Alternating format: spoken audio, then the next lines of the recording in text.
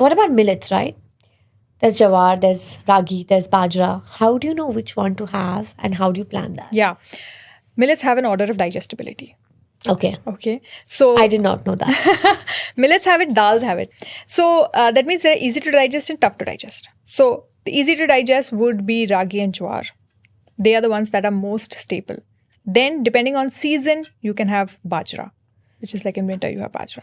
And then on special occasions, you can have rajgira, which is amaranth, right?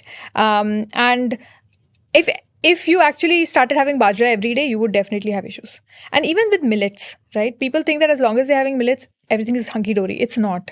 Your millets need to be combined with good amount of makhan.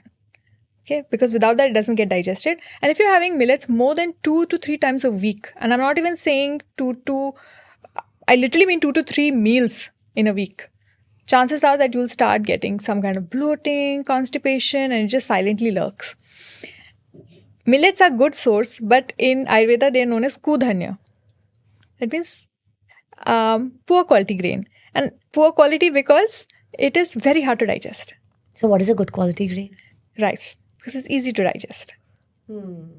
So So if someone is having your typical Indian meal, it would be a recommendation for them to have rice, sabzi, dal or a millet, sabzi, dal. I think you have to rotate because only then you'll get the biodiversity. But what I'm trying to say is that don't over-index on either. Some people have completely eliminated Over-indexing rice. is a problem of our generation. Yeah. They are like, now that's I'm not because having rice. But that's because we're so busy, right? We want an easy solution. What is hacks?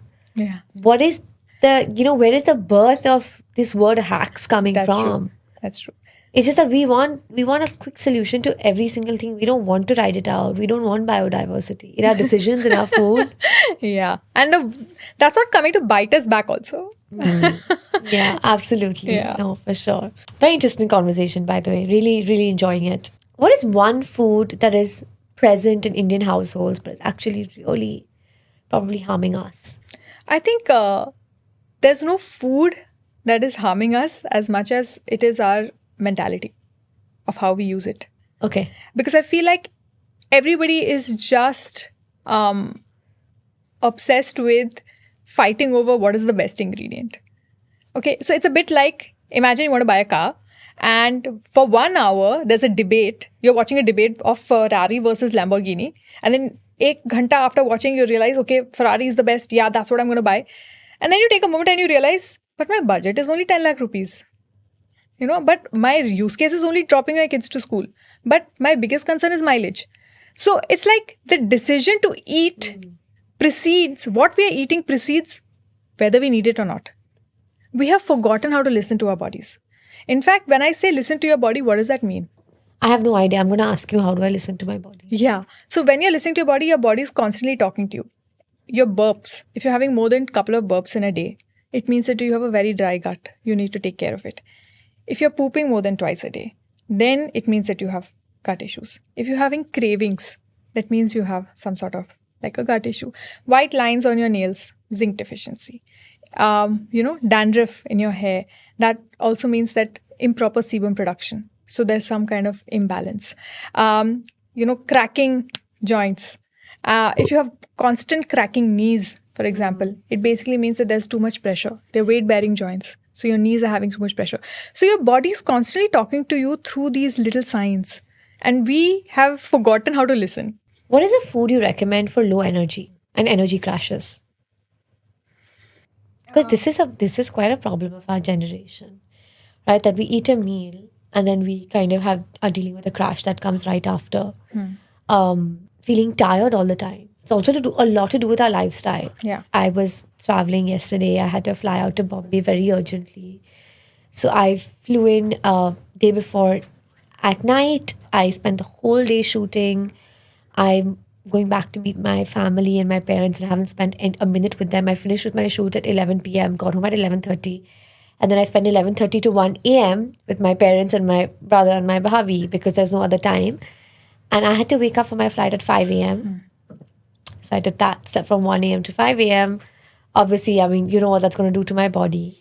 And again, slept on the flight for about an hour and a half, came here. My kids are here, so of course I can't be resting. And then kind of went home, changed, got ready, and came here because, of course, I had committed to this shoot, and yesterday was something that came up very last minute. So when I was getting ready to come here, I obviously had no energy in me.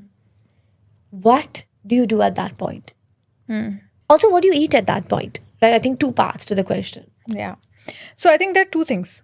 A lot of times when you face a sudden crash during the day and you suddenly feel like, oh, I just have to sleep right Yes. now. Right? I know this feeling.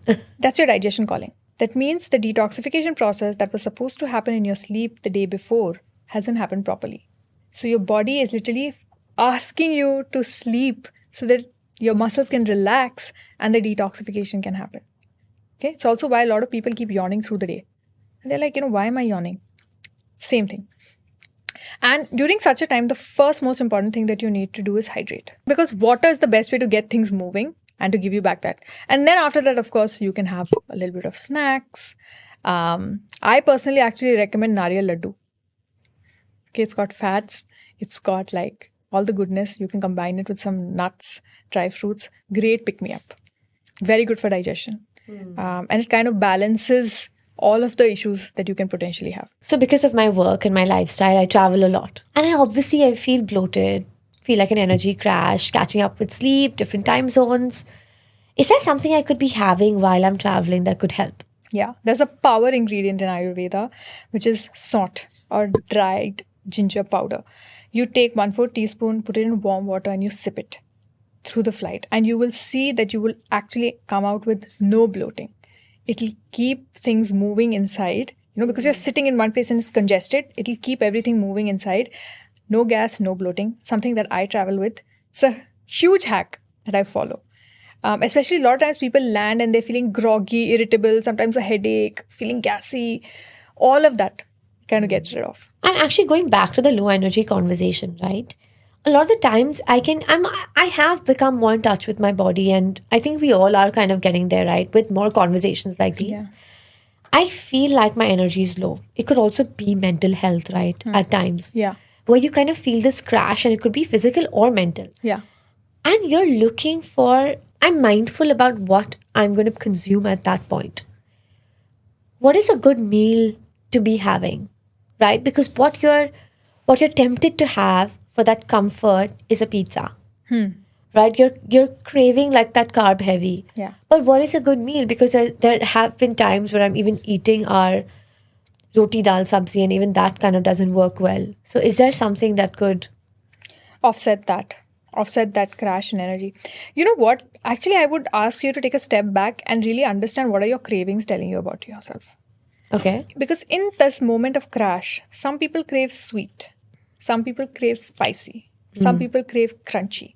And each of them has a psychological meaning. Whenever you want something sweet and warm or fudgy, right, you're actually looking for love. And I don't mean this in a, like a cheesy way. It really means that you probably have not been in touch with somebody for a long time. You've been working alone. And then you really feel like, a warm conversation with a friend or something can actually take your mind off. Right? Your body is actually giving you a sign like that. If you're craving something crunchy, it means that you are doing some kind of drudgerous work and then you just want like a break. You want something that's really exciting or interesting. If you want something salty, then it basically means that your energy levels are going down, right? And you want that pick-me-up. Yeah. So each of these cravings actually means something, and I would encourage people to figure out that and eat accordingly. Because when you are craving, don't deny yourself, but also don't, completely let go. Having a little bit of what you really feel like having, that's also what makes life interesting. Right? Of course, absolutely. Things don't have to be 100%. Of course, absolutely. I agree with you on that.